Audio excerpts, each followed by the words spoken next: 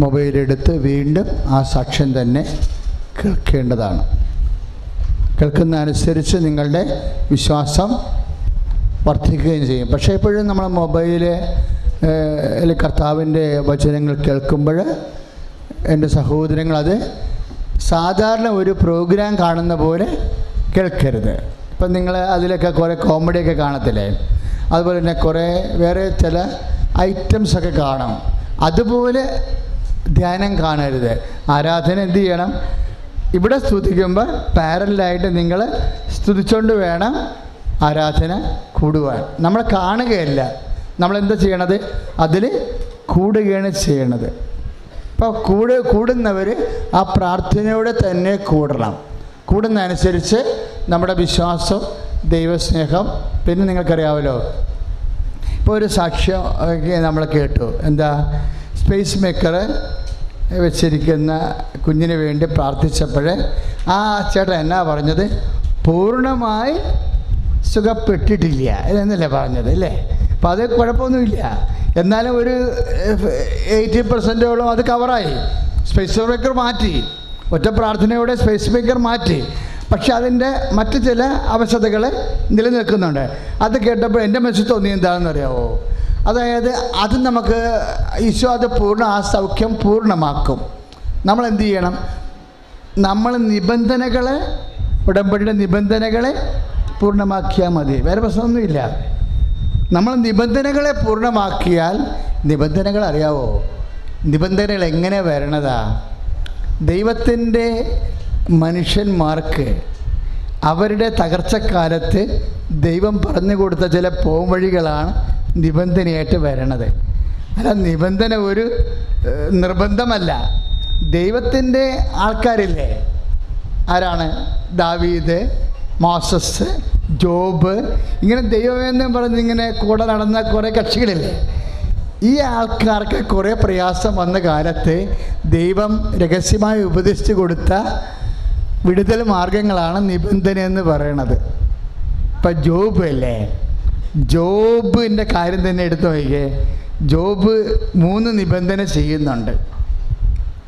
അയാളുടെ മക്കള് ചേട്ടൻ്റെ വീട്ടിൽ പോയപ്പോഴേ വലിയ കൊടുങ്കാറ്റ് വന്ന് 4 വശത്തുനിന്നും കൊടുങ്കാറ്റ് വന്ന് വീട് തകർന്നു പോയി, മക്കൾ മരിച്ചുപോയി.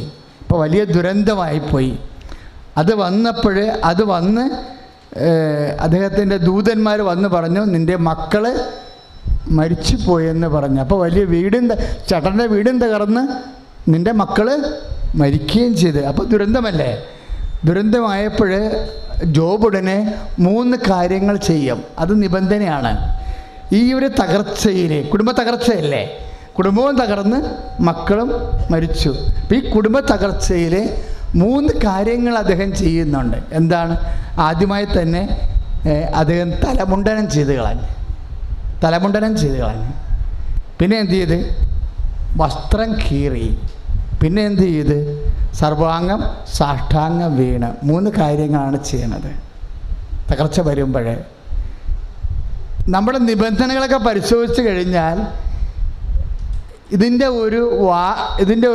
ഒരു പ്രധാനപ്പെട്ട ഒരു മുഖ്യധാര ഈ നിബന്ധനയുടെ ഉള്ളിൽ കൂടി പോണത് എന്താണെന്നറിയാവോ? എളിമപ്പെടുക എന്നുള്ളതാണ്. മനസ്സിലായില്ലേ? നമ്മൾക്കൊരു തകർച്ച വരുമ്പോൾ അതിനെ അതിജീവിക്കാനുള്ള മാർഗം, ഇപ്പം ജോബിൻ്റെ പുസ്തകം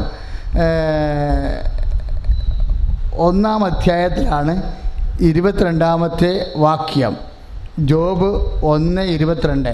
ശ്രുതിയുടെ മക്കളെ, യേശുവേ സ്തോത്രം.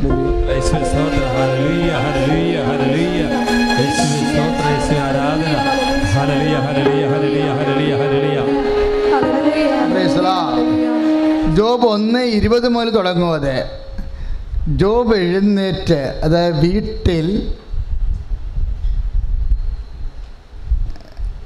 ജോബ് 1:18 മുതൽ തുടങ്ങുന്നുണ്ട്. അത് അവൻ പറഞ്ഞുകൊണ്ടിരിക്കുമ്പോൾ തന്നെ മറ്റൊരുവൻ കടന്നു വന്ന് പറഞ്ഞു, ദുരന്ത വാർത്തയാ, തകർച്ചയാ, നിൻ്റെ പുത്രന്മാരും പുത്രിമാരും തങ്ങളുടെ ജ്യേഷ്ഠ സഹോദരൻ്റെ വീട്ടിൽ സൽക്കാരത്തിൽ മുഴുകിയിരിക്കുകയായിരുന്നു. പെട്ടെന്ന് മരുഭൂമിയിൽ നിന്ന് വീശിയടിച്ച കാറ്റ്, കൊടുങ്കാറ്റ് വീടിൻ്റെ 4 മൂലക്കും അടിച്ചു.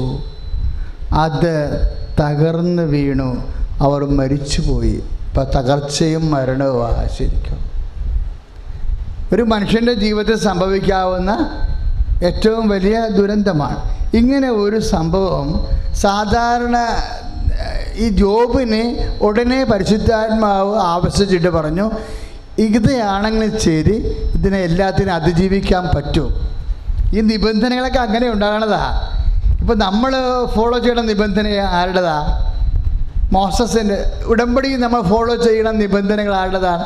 മോസസിന് ഒരു വലിയ വിഷമസന്ധി വന്നപ്പോൾ ദൈവം ഉപദേശിച്ചു കൊടുത്ത മാർഗമാണ്. എന്താണ്? 10 കൽപ്പനകൾ അല്ലേ? ജെറിക്കോ പട്ടണം പ്രതിരോധിക്കാൻ പാടാണെന്ന് പറഞ്ഞ് ജോർദാൻ വറ്റിച്ചപ്പുറത്ത് പോകാനും വാഗ്ദാനം നാട് പ്രാപിക്കാനും ഈ ജനം അശക്തമാണെന്ന് പറഞ്ഞപ്പോൾ ദൈവം പറഞ്ഞു, ഞാൻ നിങ്ങളുടെ കൂടെ വരാം, നിങ്ങളെ ശക്തീകരിക്കാം, പക്ഷെ നിങ്ങൾ 10 നിബന്ധനകൾ പാലിക്കണം. അപ്പം നിബന്ധനകൾ എന്തിനു വേണ്ടിയുള്ളതാണ്? തകർച്ചയുടെ സമയത്തും വലിയ പ്രതിസന്ധി ഉണ്ടാകുമ്പോഴും അതിനെ പ്രതിരോധിച്ച് ജീവിത വിഷയങ്ങളെ അതിജീവിക്കാനുള്ളതാണ് നിബന്ധന. ഇപ്പോൾ സ്പേസ് മേക്കർ എടുത്ത് മാറ്റി എങ്കിലും അല്പ ആവശ്യകത നിലനിൽക്കുന്നുണ്ടെന്ന് പറയുമ്പോൾ അപ്പൻ എന്നാ ചെയ്യേണ്ടത്? നിബന്ധന കർക്കശമാക്കിയാൽ മതി. വേറെ പ്രശ്നങ്ങളൊന്നുമില്ല എൻ്റെ അകത്ത്. നിങ്ങളുടെ ശ്രദ്ധ എപ്പോഴും നിബന്ധനകളിലായിരിക്കണം. പക്ഷേ പലരുടെയും ശ്രദ്ധ എവിടെയാണെന്നറിയാമോ? അവർ ദൈവതിരുസന്നിധിയിൽ സമർപ്പിച്ച വിഷയങ്ങളിലാണ് നിങ്ങളെ ശ്രദ്ധിക്കണത്. ദൈവതിരുസന്നിധിയിൽ വെച്ച വിഷയങ്ങൾ അമ്മ ശ്രദ്ധിച്ചോളും. അത് നമ്മൾ ശ്രദ്ധിക്കേണ്ട കാര്യമില്ല. കാര്യം നമ്മൾ ശ്രദ്ധിച്ച ചില കാര്യങ്ങൾ നടക്കത്തില്ല. ഇപ്പം അവസാനം സാക്ഷ്യം പറഞ്ഞൊരു മോളില്ലേ, അവൾ B2 എക്സാം എഴുതുമ്പോൾ അവർക്കറിയാം അത് കിട്ടത്തില്ല എന്നറിയാം. കാര്യം എന്താ? ജർമ്മൻ ഭാഷയുടെ B ഉണ്ട്, B1 ഉണ്ട്, B2 ഉണ്ട്. B2 നല്ല കട്ടിയാണ്. അപ്പം സംസാരത്തിൽ പോകും, അല്ലെങ്കിൽ എഴുത്തിൽ പോകും, അല്ലെങ്കിൽ ഗ്രാമറിൽ പോകും, പ്രൊണൗൺസിയേഷനിൽ പോകും, എവിടെയെങ്കിലും പഠിക്കും. കാര്യം നമ്മൾ പുതുതായിട്ട് ആ ഭാഷ പഠിക്കുകയല്ലേ. അപ്പോൾ സ്വാഭാവികമായി തോറ്റു പോകും. അപ്പോൾ അവൾക്കാണത് മനസ്സിലാവണമില്ല. അത് എവിടെ അത് എഴുതി ഒപ്പിക്കാൻ പറ്റണില്ല. പക്ഷേ ശരീരത്തിൽ ഒളിപ്പിച്ച് വെച്ചിട്ടുള്ള ഉടമ്പടി ജ്ഞാപകമുണ്ട്. നമ്മൾ പറഞ്ഞില്ലേ, എൻ്റെ ശരീരത്തിൽ ഞാൻ ഒളിപ്പിച്ച് വെച്ചു. എന്തിനാണ് ഒളിപ്പിച്ച് വെച്ചത്? കർത്താവിൻ്റെ കശുരൂപം. എന്താ സംഭവം ചെയ്യണത്? അത് കർത്താവിനോട് ചെയ്ത ഉടമ്പടിയുടെ ഓർമ്മ ജ്ഞാപകമാണ് വെച്ചിരിക്കുന്നത്. അതെന്താണ്? വിശ്വാസമാണ്. അപ്പം നിങ്ങൾക്കത് അത്രയ്ക്ക് ക്യാച്ച് ചെയ്തില്ല. അത് ക്യാച്ച് ചെയ്യണം. കാര്യം എന്താണ്?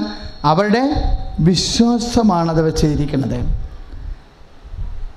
അവർ നെഞ്ചിൻ്റെ ഉള്ളിൽ വെച്ചാലും ബ്ലൗസിൻ്റെ ഉള്ളിൽ വെച്ചാലും ആ കാശുരൂപം എന്താ? അവർ വിശ്വാസമാണ്. എന്താണ്?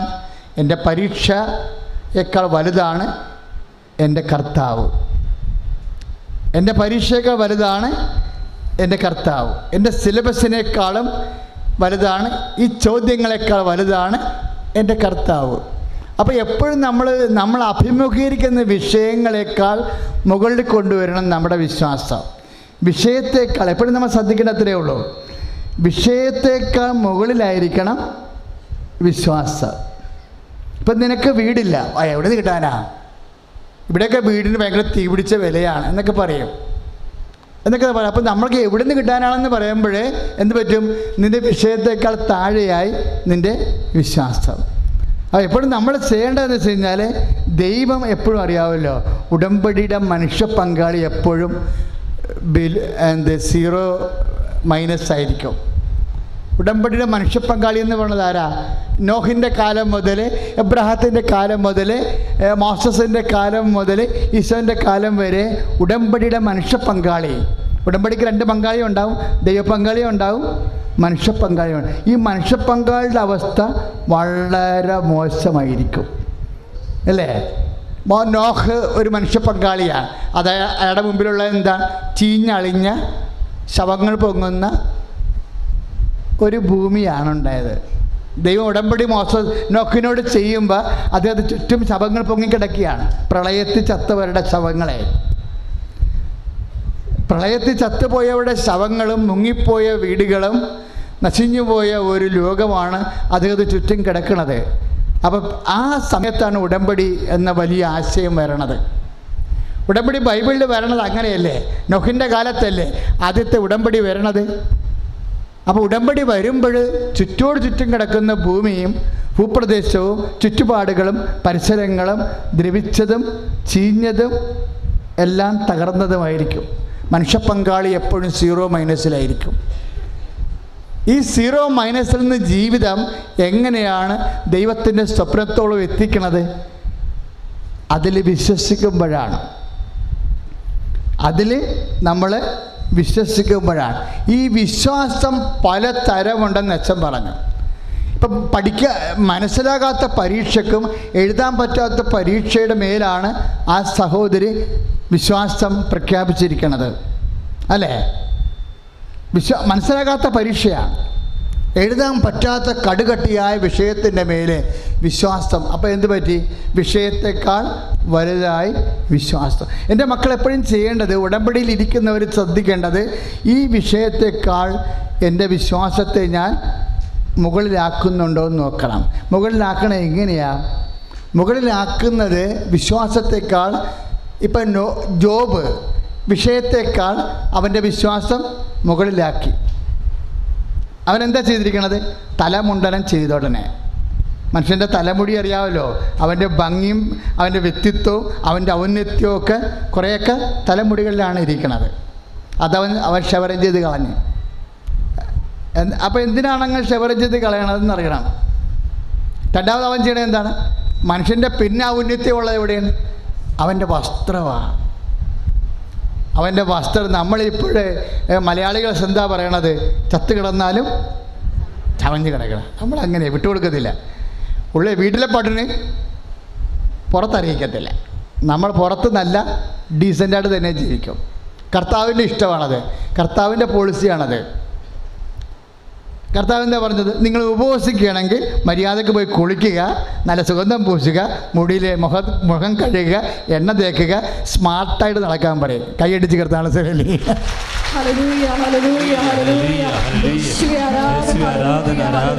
അത് വളരെ ജീസസ് നല്ല സ്മാർട്ട് ജീസസാണ്.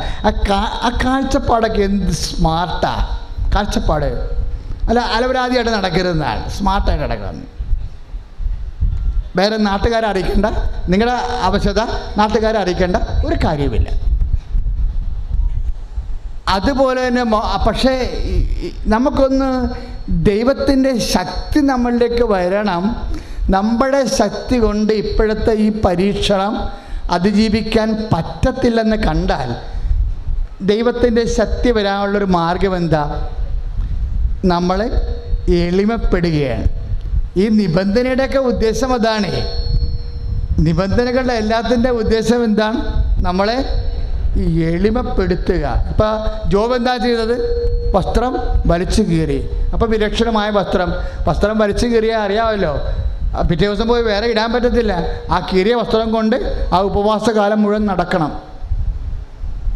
ആ കീറിയ വസ്ത്രം കൊണ്ട് അതാണ് മനുഷ്യൻ്റെ മുമ്പിൽ എളിമപ്പെടും, ദൈവത്തിൻ്റെ മുമ്പിൽ എളിമപ്പെടും.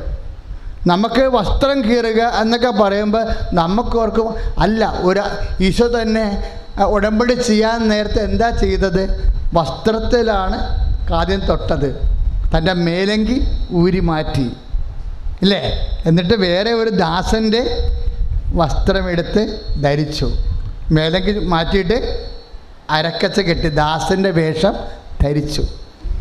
അപ്പോൾ ഉടമ്പടി എപ്പോഴും ചെയ്യുമ്പോൾ നമ്മൾ എളിമയുടെ ഒരു കണ്ടൻ്റ് എൻ്റെ തൊണ്ട്. ഇപ്പം യോഹന്നാൻ 13:13 അവൻ മേലങ്കി അഴിച്ചു, ദാസൻ്റെ വേഷം ധരിച്ചു. ദൈവം ഇടപെടുന്നതിന് മുമ്പ് ദൈവികമായ ഇടപെടലാണ്. ഇനി അടുത്ത സംഭവം എന്താ? ദിസ് ഈസ് മൈ ബോഡി എന്ന് ഈശോ പറയും.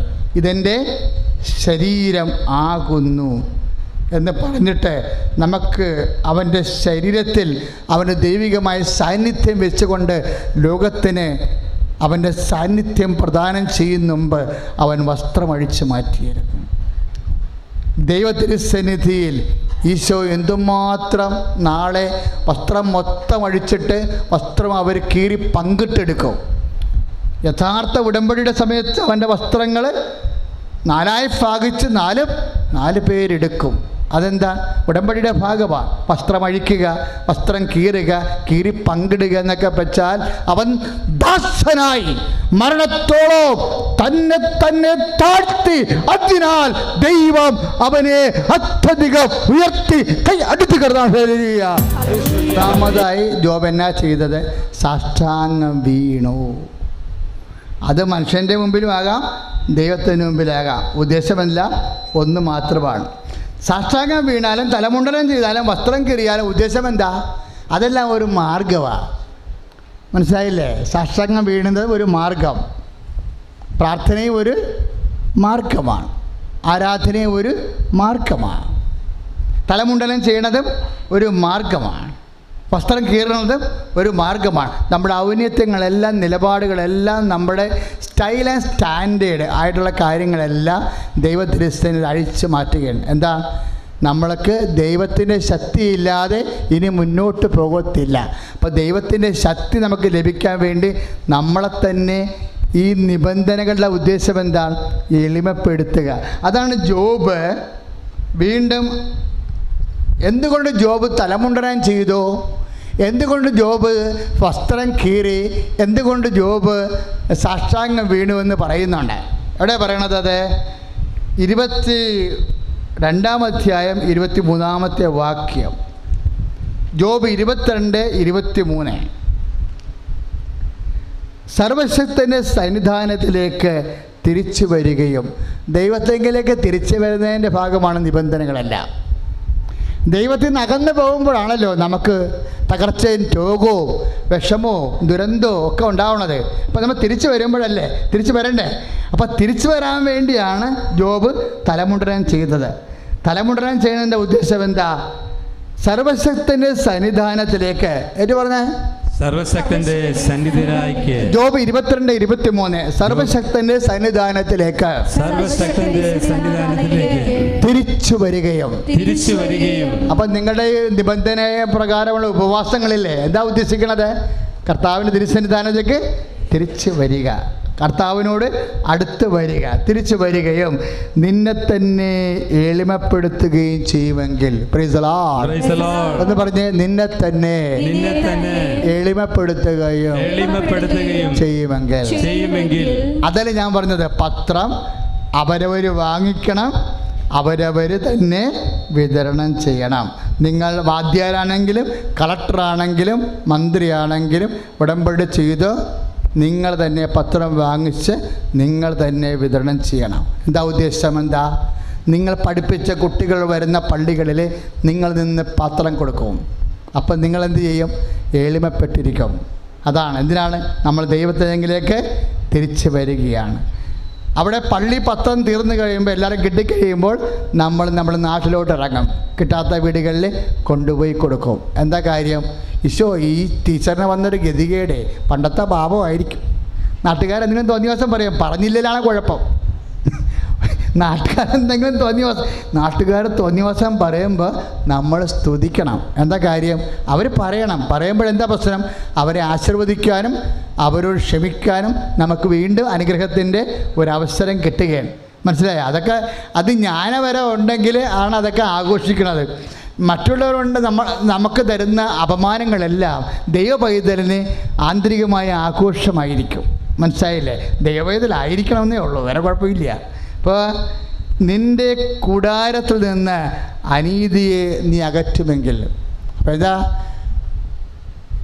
തലമുണ്ടനം ചെയ്താലും അതേസമയം തന്നെ വിലങ്കി വരച്ച് കീറിയാലും പിന്നെ ഒരു കാര്യം കൂടിയുണ്ട്. എന്താ? നിൻ്റെ കൂടാരത്തിൽ നിന്ന് അനീതി അകറ്റണം. ചുമ്മാ അനീതിയല്ല, പലതരത്തിൽ അനീതി കാണിക്കത്തില്ലേ? അതിൻ്റെ മക്കളെ, ഈ ഉടമ്പടി കാലം നിങ്ങൾ ആരോടെ ഉടമ്പടി ചെയ്തിരിക്കണത്? കർത്താവിനോട് നേരിട്ട് ചെയ്തിരിക്കുന്ന കാര്യമാണ്. പരിശുദ്ധ അമ്മയാ വഴിയാ ചെയ്തിരിക്കണേ. അതാണ് മരിയൻ ഉടമ്പടി. അപ്പോഴെന്നെ അനീതി അകറ്റണമെന്ന്. അതുകൊണ്ട് സഖ്യബുസ് എന്താ പറയണത്? ആരുടെയെങ്കിലും വക വഞ്ചിച്ചെടുത്തിട്ടുണ്ടെങ്കിൽ അതൊരു അനീതിയല്ലേ? 4 ഇരട്ടിയായി തിരികെ കൊടുക്കുന്നു. Praise the Lord. അപ്പൊ എന്തെങ്കിലും അനീതി വന്ന് ഇപ്പം നമ്മൾ ലഹരി പദാർത്ഥങ്ങൾ ഉപേക്ഷിക്കുന്നു അല്ലേ? അതെന്താണ്? അത് അനീതിയായത് കൊണ്ടാണ്. കാര്യം എന്താണ്? നമ്മുടെ കുഞ്ഞുങ്ങൾ പഠിക്കാനുള്ള പൈസയാണ് നമ്മൾ പുകച്ച് കളയണത്. അനീതിയാണ്. കുഞ്ഞുങ്ങളോട് ചെയ്യണ അനീതിയാണത്. അപ്പം അനീതി അതാണ് ജോബ് പറയണത്. എന്നാ ജോബ് 22:23 നിന്റെ കൂടാരത്തിൽ നിന്ന്, അതായത് നിന്റെ കുടുംബത്തിൽ നിന്ന് അനീതി അകറ്റുമെങ്കിൽ, അനീതി അകറ്റണം. അനീതി അകറ്റണം എന്ന് പറയുമ്പോഴേ എന്നാ സംഭവം എന്നറിയാവോ? ഇപ്പോഴേ അപ്പനും അമ്മയൊക്കെ മുതിർന്നവരും പ്രായമുള്ളവരുമൊക്കെ നമ്മുടെ കുടുംബങ്ങളിൽ ജീവിക്കണില്ലേ? അവരെ പ്രതി എപ്പോഴും കുടുംബത്തിൽ കലഹങ്ങൾ ഉണ്ടാവണില്ലേ? അത് എന്ന് വെച്ചാൽ ഞാൻ തന്നെ നോക്കണോ അപ്പൻ്റെ അമ്മയുടെയും സ്വത്തുകൾ എല്ലാ സഹോദരന്മാർക്കും ഒരുമിച്ചല്ലേ കിട്ടിയത്, ഓരോരുത്തരും നോക്കേണ്ടതല്ലേ എന്നൊക്കെ പറഞ്ഞുകൊണ്ട് അമ്മയെ പ്രതിയും അപ്പനെ പ്രതിയുമൊക്കെ ഭയങ്കര കടിപിടിയാണ്. അങ്ങോട്ടും ഇങ്ങോട്ടും തട്ടിക്കളിക്കലല്ലേ? എപ്പോഴും നമ്മൾ ശ്രദ്ധിക്കേണ്ടത് അപ്പനെ അമ്മനെ ഒന്നും, അല്ലെങ്കിൽ മുതിർന്നവരെ രോഗികളെ ഒന്നും ആരും ഓശാരത്തിന് നോക്കണ്ടെന്ന് ലോകത്തോട് ഒരാൾ മാത്രമേ പറഞ്ഞിട്ടുള്ളൂ. നിങ്ങളാരും ഓശാരത്തിന് അപ്പനെയും അമ്മനെയും നോക്കണ്ടെന്ന് പറഞ്ഞിട്ടുണ്ട്. പിന്നെ എന്താ? എൻ്റെ നാമത്തിൽ ഒരു ഗ്ലാസ് പച്ചവെള്ളം കൊടുത്താൽ ഞാൻ പ്രതിഫലം നൽകും, അല്ലാതെ സാലറിക്ക് ചെയ്താൽ മതി എന്നാണ് പറഞ്ഞിരിക്കണേ. നിങ്ങൾ ആരെങ്കിലും ചെയ്തിട്ടുണ്ടെങ്കിൽ അതിനെല്ലാം റീഫണ്ട് ചെയ്യും. 10:42 മത്തായിയുടെ സുവിശേഷം. കാരണം നമ്മളത് നോക്കത്തില്ലെന്നും നമ്മൾ നമ്മുടെ സൗകര്യമനുസരിച്ച് പോകുമെന്നും കർത്താവിനറിയാം. കർത്താവിൻ്റെ കൂടെ നിന്ന ആൾക്കാർ പോലും കർത്താവിനെ തള്ളിപ്പറഞ്ഞതാണ്. അപ്പോൾ തള്ളിപ്പറഞ്ഞ സ്വഭാവം മനുഷ്യൻ്റെ ഉള്ളിലുള്ളത് കൊണ്ട് ആ തള്ളിപ്പറച്ചതിൻ്റെ ബുദ്ധിമുട്ടുകൾ അപ്പനും അമ്മയും അനുഭവിക്കുമെന്ന് ഓർത്തിട്ട് കർത്താവ് നേരത്തെ പറഞ്ഞ് നിങ്ങളുടെ കയ്യിൽ നിന്ന് ചിലവാക്കേണ്ട കാര്യമില്ല, നിങ്ങൾ എൻ്റെ നാമത്തിൽ എൻ്റെ പേരിൽ ചെയ്താൽ മതി, ഐ വിൽ റീഫണ്ട്, ഞാനത് നിങ്ങൾക്ക് പ്രതിഫലം നൽകും. അത് നിങ്ങൾക്ക് സംശയം ഉണ്ടെങ്കിൽ അപ്പനെയും അമ്മനെയും കൂടി ഇപ്പം നിങ്ങൾ നോക്കുകയാണെന്ന് വിചാരിച്ചോ, എന്നിട്ട് നിങ്ങൾ തന്ത്രത്തിൽ അത് ആരുടെയെങ്കിലും വേറെ സഹോദരന്മാരുടെ അടുത്ത് കൊടുക്കണമെന്ന് വിചാരിച്ചോ, അവർ നോക്കേണ്ടതല്ലേ എന്ന് ചോദിക്കുമ്പോൾ വലിയപ്പച്ചനും കൊച്ചാപ്പനും ഒക്കെ അങ്ങനെ വന്ന് പറയും, എടാ ശരിയാണല്ലോ, അവരും നോക്കേണ്ടതല്ലേ, അവർക്ക് ഉത്തരവാദിത്വം ഉണ്ടല്ലോ, അവരും അവരുടെ സമ്പത്ത് മേടിച്ചതല്ലേ എന്നൊക്കെ പറയുമ്പോൾ നിനക്ക് ഇങ്ങനെ പിരികൊണ്ട് നീ വീട്ടിൽ അപ്പനും അമ്മനെയും കുത്തുന്നോടൊക്കെ തുടങ്ങുകയല്ലേ. നോടെ കഴിഞ്ഞ് നോക്കിക്കോ, ഇവരെ നോക്കുന്നത് കൊണ്ട് മാത്രം നിന്നെ അനുഗ്രഹിച്ചുള്ള കുറേ അനുഗ്രഹങ്ങളുണ്ട്. ഈ സാധനം അപ്പനും അമ്മയും ഇറങ്ങിയാൽ അതോടുകൂടി ഇറങ്ങും. അപ്പോഴും മാത്രമേ അപ്പോഴും നിനക്ക് നീ പൊട്ടനായത് കാരണവും കർത്താവിൻ്റെ മുമ്പിൽ ബന്ധമില്ലാത്ത കാരണം എന്തുകൊണ്ടാണ് ഈ വിപത്ത് ഇപ്പം കുടുംബത്തിൽ വന്നതെന്ന് നിനക്ക് മനസ്സിലാവത്തില്ല. കാര്യം അപ്പനെ അമ്മനെ നോക്കുന്ന കൊണ്ട് നിനക്ക് വരാൻ സാധ്യതയുള്ള പല വിപത്തുകളിൽ നിന്നും ദൈവം നിന്നെ പ്രൊട്ടക്റ്റ് ചെയ്യുന്നുണ്ടായിരുന്നു. നീ ഇവരിപ്പം നാത്തും പോര് കളിച്ച് അവളും നോക്കട്ടെ, അവളുടെയൊക്കെ ഇവിടുത്തെ ഓഹരി കൊണ്ട് അവരും തിന്നുന്നുണ്ടോ എന്നുള്ളത് പറഞ്ഞുകൊണ്ട് ഇവരെന്തെങ്കിലും ഫുട്ബോൾ അടിച്ചു കഴിഞ്ഞാൽ അപ്പനും അമ്മ ഇവിടെ നിന്ന് ഇറങ്ങുമ്പോൾ നിൻ്റെ സംരക്ഷണം നിൻ്റെ ഇതിൽ പോകും. കാര്യം അപ്പനെ അമ്മനെ നീ നോക്കുമ്പോൾ, അല്ലെങ്കിൽ സഹോദരങ്ങൾ, അല്ലെങ്കിൽ നമുക്ക് നേരിട്ട് ഉത്തരവാദിത്തമില്ലാത്ത ഒരു വ്യക്തിയാണെന്ന് തന്നെ നോക്കണമെന്ന് വിചാരിച്ചോ, അത് കർത്താവിൻ്റെ പേരിലാക്കി കളയണം. നിങ്ങൾ ചെയ്യണ കാര്യങ്ങൾ എന്തായാലും ഈശോ പറഞ്ഞിട്ടുണ്ട് എൻ്റെ നാമത്തിൽ ആക്കണം. അങ്ങനെ വരുമ്പോൾ നമ്മൾ എന്താ ചെയ്യണത്? നമ്മൾക്ക് ചില കുറവുകളുണ്ടാകും. ഇപ്പം മക്കൾ എക്സ്കർഷന് പോകാൻ വേണ്ടി ചോദിച്ചപ്പോൾ അമ്മ പറഞ്ഞ് എങ്ങനെയാണ് ഇവിടുന്ന്, അപ്പോൾ ഇവിടെ കാശില്ലെന്ന് അപ്പം പറയും, അവിടെ അമ്മ അടുക്കളയെന്ന് പറയും, എങ്ങനെയാണ് പിള്ളേരെ പോലെ ജീവിക്കണത്, എല്ലാ ചിലവും നിങ്ങളുടെ മുതുകത്തിട്ടല്ലേ ഉണ്ടാക്കണമെന്ന് ചോദിക്കും. ആരുടെ കാര്യമാണ് പറയണത്? അപ്പനും അമ്മനും അവിടെ കേൾപ്പിച്ചുകൊണ്ടാണ് ഈ പിശാചകത്ത് നിന്നുകൊണ്ട് ഈ വിശേഷമൊക്കെ പറയണത്. ഇത് വേറെ അപ്പനും അമ്മയും കേൾക്കത്തില്ലെങ്കിൽ കേൾക്കേണ്ട ആൾ കേൾക്കും. അതോടുകൂടി നിൻ്റെ കാര്യത്തിൽ തീരുമാനം ആകും. നിൻ്റെ മകൻ്റെ ഒരു എക്സ്കർഷൻ വന്നപ്പോൾ നീ തുറുപ്പിട്ട് വെട്ടണതാണ്. അതാണ് പറഞ്ഞിരിക്കണത് ഇവിടെ. എന്നാ പറഞ്ഞിരിക്കണത്? നിൻ്റെ കുടുംബത്തിൽ നിന്ന് അനീതിയെ നീ അകറ്റിക്കളയുമെങ്കിൽ, അനീതിയാണതല്ല, നിൻ്റെ വർത്തമാനവും അനീതിയാണ്, നീ ഇപ്പോഴും എടുക്കണ തീരുമാനവും അനീതിയാണ്. നീതി ഉണ്ടാകുന്ന കുടുംബത്തിൽ നീ നിബന്ധനകൾ എപ്പോഴും നീതി ഉണ്ടാക്കും. നിബന്ധനകളുടെ ഉദ്ദേശം എന്താ?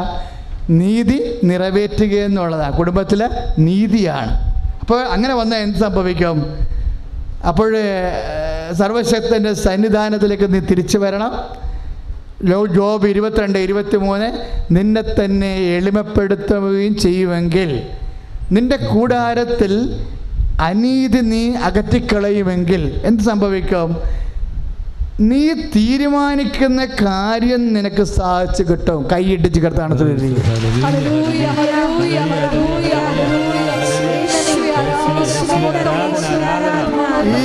ഈ വചനം ഒന്ന് വീട്ടിൽ പോയി വായിക്കണം കേട്ടോ. ജോബിൻ്റെ ഉള്ളതാണ്. ജോബ് 22:28. അതായത് സർവശക്തൻ്റെ സന്നിധാനത്തേക്ക് നീ തിരിച്ചു വരികയും നിന്നെ തന്നെ എളിമപ്പെടുത്തുകയും ചെയ്യുമെങ്കിൽ, നിന്റെ കൂടാരത്തിൽ നിന്ന് അനീതി നീ തുടച്ചു മാറ്റുമെങ്കിൽ എന്ത് സംഭവിക്കും? 22:28 എന്താ പറയണത്? നീ തീരുമാനിക്കുന്ന കാര്യം പറഞ്ഞേ, നീ തീരുമാനിക്കുന്ന കാര്യം നിനക്ക് സാധിച്ചു കിട്ടും. നിന്റെ പാതകൾ പ്രകാശിതമാകും. അപ്പൊ ദൈവത്തിന് ആഗ്രഹമുള്ള കാര്യമാണ് എന്താണ്? നമ്മൾ തീരുമാനിക്കുന്ന കാര്യം സാധിച്ചു കിട്ടുക എന്നുള്ളത്. അപ്പം നമ്മൾ തീരുമാനിക്കുന്ന കാര്യം നമ്മുടെ കൈപ്പിടിക്ക് ഒതുങ്ങാത്തതാണെങ്കിലും കർത്താവ് ഒരു തീരുമാനമെടുത്താൽ നമ്മൾ തീരുമാനിക്കുന്ന കാര്യം ദൈവ തീരുമാനമായി മാറും. നമ്മൾ തീരുമാനിക്കുന്ന കാര്യത്തെ ദൈവ തീരുമാനമാക്കാനുള്ള മാർഗം എന്താ? ദൈവത്തിൻ്റെ നിബന്ധനകൾ പാലിച്ചുകൊണ്ട് കൂടാരത്തിലും കുടുംബത്തിലും നീതി പുനഃസ്ഥാപിക്കണം. സ്തുതിയുടെ ഹല്ലേലൂയ.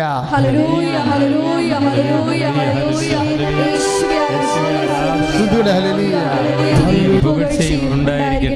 എഴുന്നേൽക്കുക, നിറച്ച വസ്തുക്കൾ എടുക്കുക.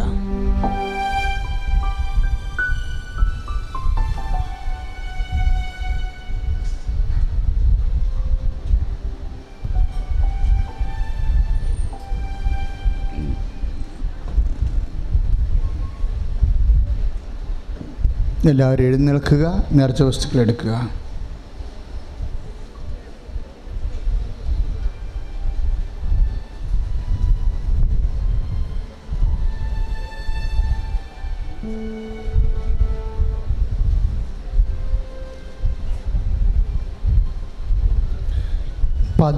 പതിരകൾ ശോഷിച്ചു പോവുകയും തുടയ്ക്ക് അമിതമായി നീര് കയറി വണ്ണം വെക്കുകയും തൊടയുടെ ഉൾഭാഗങ്ങളെ പൊട്ടി ഒലിക്കുകയും ചെയ്യുന്ന രോഗിയെ കർത്താവ് ഇപ്പോൾ സുഖപ്പെടുത്തിക്കൊണ്ടിരിക്കുന്ന ഹല്ലേലൂയ.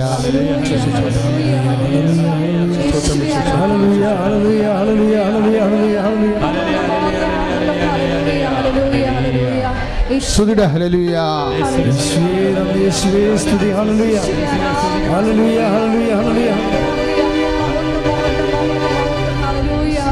പിൻകഴുത്ത്, നമ്മുടെ പിൻകഴുത്തിൻ്റെ താഴെ കാണുന്ന 3-4 ഉണ്ടകൾ പോലെയുള്ള നട്ടലിൻ്റെ മേൽഭാഗം, അത് നമ്മൾ തടവുകയാണെങ്കിൽ കയ്യിലത് തടയും. അത് അസ്ഥി പോലെ ചില ആൾക്കാർക്ക് ഇങ്ങനെ മുഴച്ചുകൊണ്ട് നിൽക്കുക. ഈ രോഗങ്ങളിൽ അവിടെ എന്തോ ദ്രവിപ്പോ അല്ലെങ്കിൽ വേദനയോ ഉണ്ടാകുന്ന രോഗികളുണ്ട്.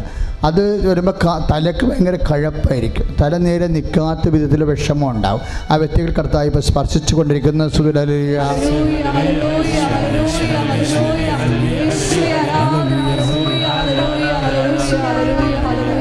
കർത്താവ് രക്തസ്രാവക രോഗികളെ കർത്താവ് സ്പർശിക്കുന്നുണ്ട്. അങ്ങനെ രക്തസ്രാവമായിട്ടൊരു ബന്ധമുള്ളവർ അടിവയറ്റ് കൈവച്ചുകൊണ്ട് സ്തുതിക്കേണ്ടതാണ്. ഇപ്പോഴേ നിങ്ങൾക്ക് സാക്ഷ്യം പറയാൻ സാധിക്കും. അതുപോലെ തന്നെ നമ്മുടെ കൈകളിങ്ങനെ മാംസം ഇങ്ങനെ കൂടിയിട്ട് ഇങ്ങനെ വള കിടക്കണ പോലെ നീര് കൈ ഞാടികളിൽ കിടക്കുന്നവരുണ്ട്. മാംസവും വളർന്ന് വള പോലെ ഇങ്ങനെ ചുറ്റി കിടക്കണ പോലെ കാണുന്നു. ആ വ്യക്തികളെ കർത്താവ് സൗഖ്യപ്പെടുത്തിക്കൊണ്ടിരിക്കുന്നു.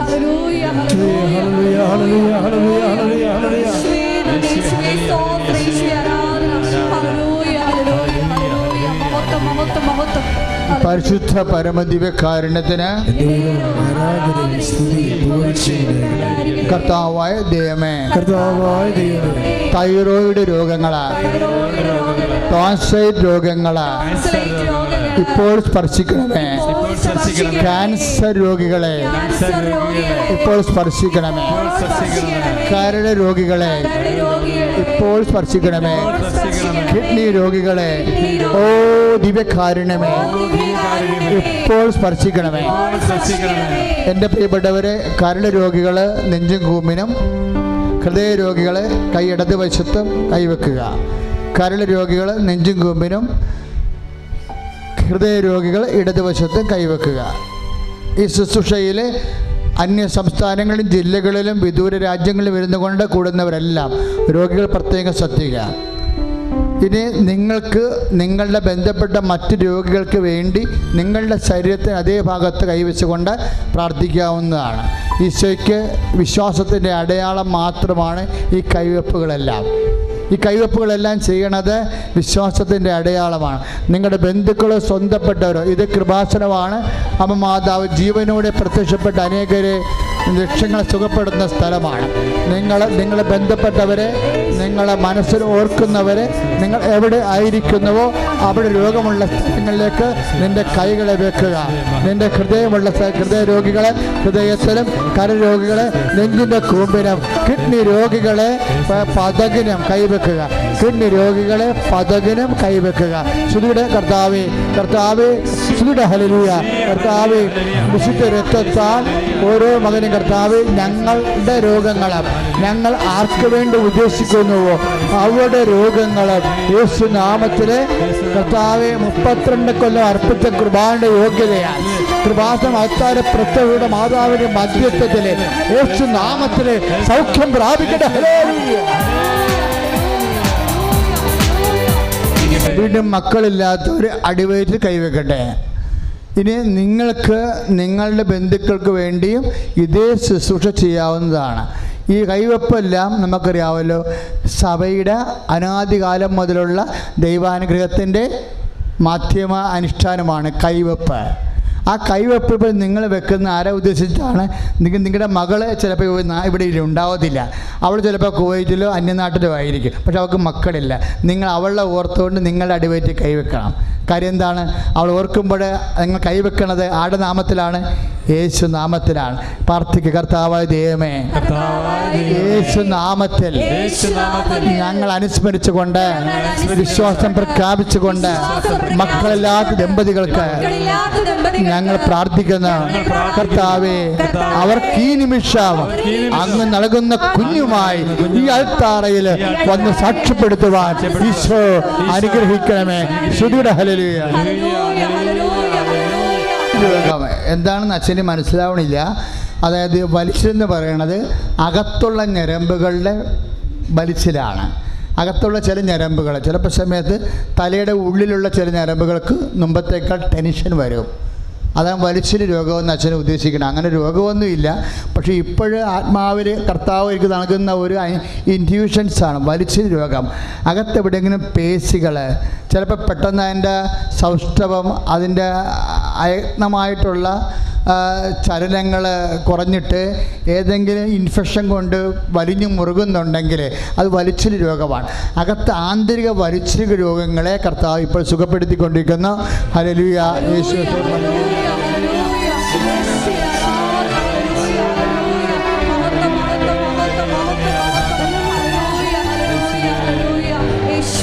പരിശുദ്ധ പരമദിവ്യകാരുണ്യത്തിന് ജോലി ഇല്ലാത്തവര്, ജോലി നഷ്ടപ്പെടുന്നവര്, ജോലിക്കുള്ള വരുമാനം കൊണ്ട് കാര്യങ്ങൾ നടക്കാത്തവര്, സാമ്പത്തികമായ ബാധ്യത വരുന്നവർ, അവർക്ക് വേണ്ടി പ്രാർത്ഥിക്കുന്ന സമയമാണ്. നിങ്ങൾ എന്നെ കേൾക്കുന്ന എല്ലാവരും ഇപ്പോഴ് ഈ ശുശ്രൂഷ കഴിഞ്ഞും ഈ ശുശ്രൂഷ പങ്കെടുക്കുന്നവരുണ്ട്. ഈ ശുശ്രൂഷ ഇപ്പോൾ പങ്കെടുക്കുന്നവർ 3000-3800 പേരേ ഉള്ളൂ യൂട്യൂബിൽ പങ്കെടുക്കുന്നവർ ഈ സമയത്ത്. പക്ഷേ സന്ധ്യക്കുള്ളിൽ 10,000-37,000 പേരാകും. അതൊരു 3-4 ദിവസം കഴിയുമ്പോൾ 42,000-47,000 പേരാകും. അപ്പം അങ്ങനെയുള്ള ഏത് സമയത്തും ഈ ശുശ്രൂഷയെ ലൈവായി പങ്കെടുക്കുന്ന മക്കളെ, നിങ്ങളെ ഉൾപ്പെടെയുള്ളവർക്ക് മേൽ അച്ഛനോട് ചേർന്ന് പ്രാർത്ഥിക്കർത്താവായ ദൈവമേ, ഇപ്പോൾ പങ്കെടുക്കുന്ന ഞങ്ങളെയും ഇപ്പോൾ പങ്കെടുക്കുന്ന ഇനി ഞങ്ങളെയും പങ്കെടുക്കാൻ പോകുന്നവരെയും അവരുടെ ജീവിതത്തിലെ ജോലിയുടെ വിഷയങ്ങള്, കുടുംബത്തിന്റെ സമാധാനം ഇല്ലാത്ത അവസ്ഥകള്, കുടുംബ തകർച്ച വിഷയങ്ങള്, പലതരത്തിലുള്ള സാമ്പത്തിക വിഷയങ്ങള് യേശുക്രിസ്തുവിന്റെ നാമത്തില് നീങ്ങി പോകട്ടെ. ഹല്ലേലൂയ.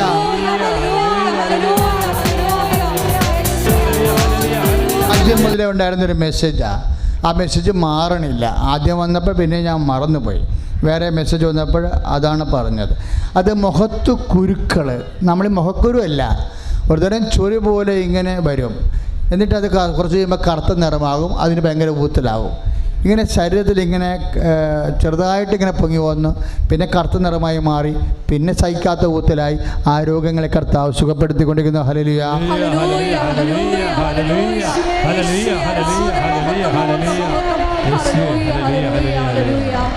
വൈവാഹിക തടസ്സങ്ങൾ, വീടില്ലാത്തവർ, സ്ഥലമില്ലാത്തവർ, അവർക്ക് വേണ്ടി പ്രാർത്ഥിക്കുന്ന സമയമാണ്. അച്ഛനോട് ചേർന്ന് പ്രാർത്ഥിക്കുക. കർത്താവായ ദൈവമേ, വൈവാഹിക തടസ്സമുള്ളവരെ, വീടില്ലാത്തവരെ, സ്ഥലമില്ലാത്തവരെ, പലതരത്തിലെ ജീവിതം സമ്മർദ്ദങ്ങൾക്ക് ഞെരുങ്ങി സമാധാനം നഷ്ടപ്പെടുന്നവരെ, അപമാനത്തോടെയും നിസ്സഹായതയോടെയും കണ്ണീരുമായി കഴിയുന്നവരുടെ മേൽ കർത്താവിന്റെ കാരുണ്യം ചൊരിയട്ടെ.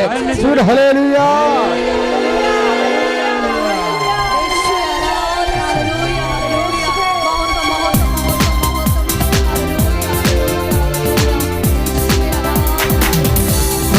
കാരുണ്യത്തിന് ബിസിനസ് തകർച്ചകൾക്ക് വേണ്ടി പ്രാർത്ഥിക്കാൻ ഈശോ ഇപ്പം തന്നിരിക്കുന്ന ആന്തരികമായ പ്രേരണയാണ്. ബിസിനസ് തകർച്ച ചെയ്തുകൊണ്ടിരിക്കുന്ന ബിസിനസ് പൊട്ടിപ്പോവുക, പുതിയൊരു ബിസിനസ് ചെയ്യാൻ ആഗ്രഹിക്കുക, എന്തെങ്കിലും എക്സ്പോർട്ട് ചെയ്യാൻ ആഗ്രഹിക്കുക, അതുപോലെ തന്നെ ബാങ്കിൻ്റെ വലിയ ബാധ്യതകൾ വന്നിരിക്കുക, അതെങ്ങനെ കൊടുക്കണമെന്ന് അറിയാൻ വളരെ വിഷമിക്കുക, പാക ഉടമ്പടി പ്രശ്നങ്ങൾ, ഒപ്പിടിട്ട് തരാത്ത പ്രശ്നങ്ങൾ, പലതരത്തിലുള്ള വിഷമതകൾ, സാമ്പത്തിക വിഷയങ്ങളുടെ മേലുള്ള കേസുകൾ, എന്ത് ചെയ്യണമെന്ന് അറിയാൻ പറഞ്ഞാൽ വിഷമിക്കുന്നവരുടെ മേൽ കർത്താവിൻ്റെ കരുണ ചൊരിയട്ടെ. സ്തുതിയുടെ ഹല്ലേലൂയ. സ്പർശിക്കണേ കർത്താവേ, ദൈവത്തിന്റെ ശക്തികൾ. ഹല്ലേലൂയ. യേശു സ്തോത്രം. ഹല്ലേലൂയ. ഹല്ലേലൂയ. ഹല്ലേലൂയ.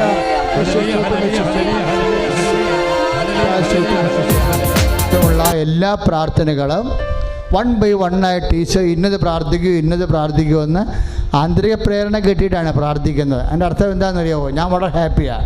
കാരണം നിങ്ങൾക്കറിയത്തില്ലല്ലോ, അച്ഛൻ ഇങ്ങനെ ഓരോ കാര്യങ്ങൾ ഓർത്ത് പ്രാർത്ഥിക്കണം പോലെ നിങ്ങൾക്ക് തോന്നണം. അല്ല, ഇതെല്ലാം അച്ഛനെ ഓർപ്പിച്ച് തരണമാണ് അമ്മയുടെ മധ്യസ്ഥതയിൽ. അതിൻ്റെ അർത്ഥം എന്താണെന്നറിയാമോ? ഇതെല്ലാം നടക്കുമെന്നുള്ളതാണ്.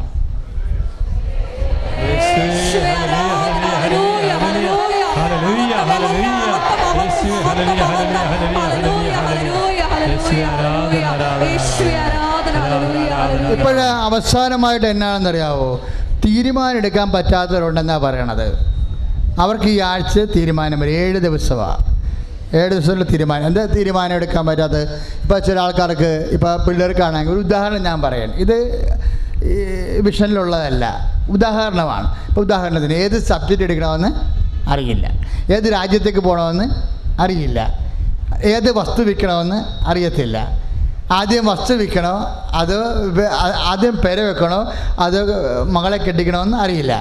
അപ്പോൾ ഇങ്ങനെ ഓരോ കൺഫ്യൂഷൻസ് വരികയതിൽ. അപ്പോൾ ഇതുപോലുള്ള ഒരു തീരുമാനം എടുക്കാൻ പറ്റാത്ത ആൾക്കാർ, ആ തീരുമാനം എടുക്കാൻ പറ്റാത്ത കുഴങ്ങിയ ഒരവസ്ഥ, ഇത് ഈ ആരാധനയിലൂടെ ഈശോ മാറ്റും. നിങ്ങൾ അച്ഛനോട് ചേർന്ന് പ്രാർത്ഥിക്കുക. കർത്താവായ ദൈവമേ, പരിശുദ്ധ അമ്മയുടെ മധ്യസ്ഥതയിലെ എൻ്റെ ജീവിതത്തിൻ്റെ മേൽഗതിക്ക് ആവശ്യമായ തീരുമാനം എടുക്കാൻ പരിശുദ്ധ അമ്മ വഴി ഈശോ കേൾപ്പിക്കുന്ന കർത്താവേ, തെറ്റാത്ത തീരുമാനം, നഷ്ടം വരാത്ത തീരുമാനം എടുക്കുവാൻ പരിശുദ്ധാത്മാവിന്റെ ആലോചന ശക്തിയാൽ സഭയെ അഭിഷേകം ചെയ്യണം. ഹല്ലേലൂയ.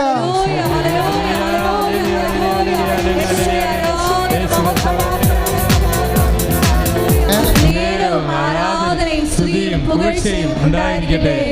കന്നുകാലികള്, ചെറുകിട കുടിൽ വ്യവസായങ്ങൾ, നമ്മുടെ സ്വകാര്യമായ ചില വരുമാന മാർഗങ്ങൾ, ആ മേഖലകളെല്ലാം ദൈവാനുഗ്രഹം ഉണ്ടാകാൻ വേണ്ടി ശ്രുതിക്കട്ടെ. ഹല്ലേലൂയ. നല്ലവനായ ഈശോയെ, അങ്ങനെ മക്കളെ കഞ്ഞിപ്പിച്ച് പോകാൻ, ആഹാരം കഴിച്ചു പോകാൻ, സമാധാനം, അവിടെ വരുമാന മാർഗങ്ങളെ കർത്താവേ നീ ആശീർവദിക്കണമേ കർത്താവേ, അവിടെ നിലനിർത്തി കൊടുക്കണമേ കർത്താവിൻ്റെ കരുണ അല്ലെങ്കിൽ ആവശ്യിക്കട്ടെ. ഹല്ലേലൂയ.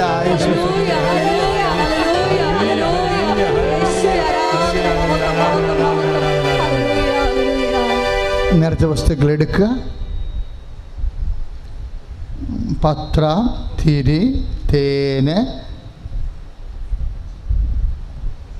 വാങ്ങിച്ചിട്ടുള്ള കാശുരൂപങ്ങൾ എന്തായാലും എടുക്കുക.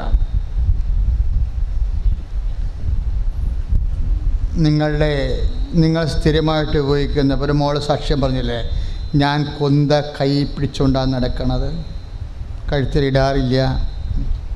ഇപ്പം നമ്മൾ സ്ഥിരമായി ഉപയോഗിക്കുന്ന വസ്തുക്കൾ അതെടുക്കണം. ഇപ്പോഴ് അമ്മയുടെ മധ്യസ്ഥത്തിൽ ആരാധനയിൽ ആശീർവദിക്കാൻ പോവുകയാണ്.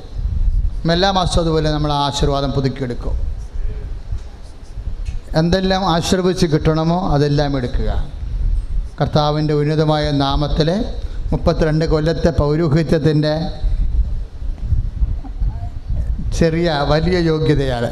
എന്നെക്കുറിച്ച് പറഞ്ഞാൽ ചെറിയ യോഗ്യത, കർത്താവിനെക്കുറിച്ച് പറഞ്ഞാൽ വലിയ യോഗ്യത. അമ്മ മാതാവിൻ്റെ മധ്യസ്ഥത്തിലാണ് ഈ നേർച്ച വസ്തുക്കൾ ആശീർവദിക്കുന്നത്. കയ്യിലെടുത്താൽ മതി, ഞാൻ പറയാം. പത്രങ്ങൾ വാങ്ങിക്കാത്തവരെ വാങ്ങിക്കണം. നമ്മുടെ എല്ലാ പത്രവും അതാത് സ്ഥലങ്ങളിലേക്ക് പോകുന്നവരെ, ഇപ്പോൾ തമിഴ്നാട്ടുകാർ ഒത്തിരി പേരുണ്ട്, ട്രിച്ചി, ഈറോഡ്, കോയമ്പത്തൂർ, ഒത്തിരി പേര് ഇന്ന് ആ വെളുപ്പിനെ തന്നെ വണ്ടിയാക്കി എത്തിയിട്ടുണ്ട്. അവരെല്ലാവരും വാങ്ങിക്കേണ്ട തമിഴ് പത്രമാണ്.